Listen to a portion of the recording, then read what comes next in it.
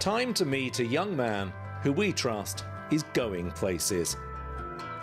Michael Hollick's already made a significant move with his family which shaped his life, gearing him for a golfing future, and he's in control of the road ahead. I stayed in Joburg until I was about 5, and then we moved here from Dainfern, and I've been staying at Mount Edgecombe for 22 years now.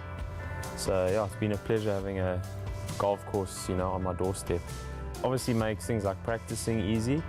I don't have to jump in a car and drive too far to go and practice. I can literally walk across the road, the golf course is there.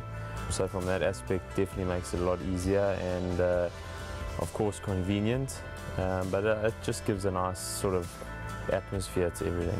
Sounds so straightforward, but dedication is necessary. After school, it was always 9 holes in the afternoon, or chipping around the green with my dad, or joining up with some members who were playing. It was pretty much golf every day, provided I didn't have any other sports on the go.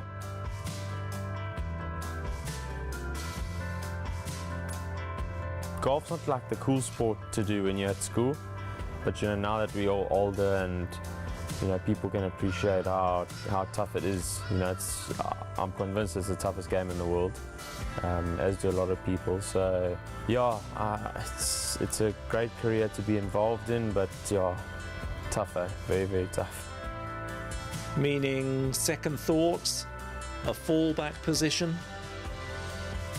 When I finished school, I had aspirations of becoming a professional golfer, and my parents suggested I go and study, so I spent 5 years studying. And yeah, golf was always a thought, but I never really thought it would happen type of thing, because there was always something else on the cards. And then when I got my degree and finished studying, then played a year of amateur golf, and then from there it kind of went into the professional stuff. So it was always something I wanted to do, but until it happened, it was never really something that was set in stone. Life as a pro started well in 2012, but it's not all rosy.